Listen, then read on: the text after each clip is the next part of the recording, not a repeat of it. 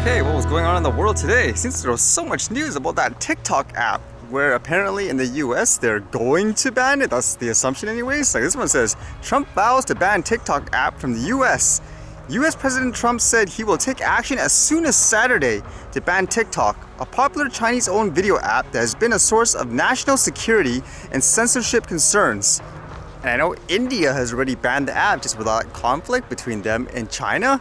And the interesting thing was, I guess to save the company from this ban, they were thinking of just selling it to like a US company like Microsoft, it says.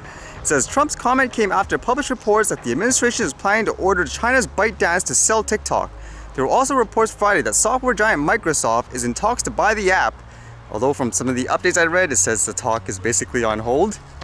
This thing is global too in terms of, I guess, places wanting to ban it. Because even this one says after India and US, Japan looks to ban TikTok and other Chinese apps.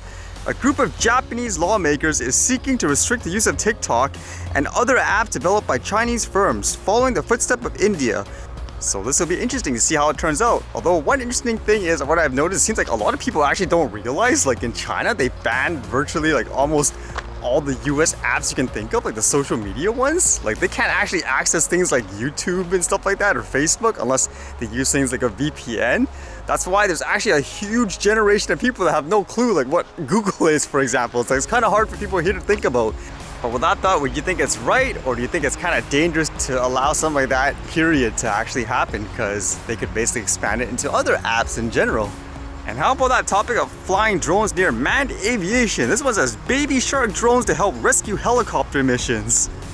Initially, the drones will fly at the weekend only, allowing Coast Guard teams to watch live incidents from the air.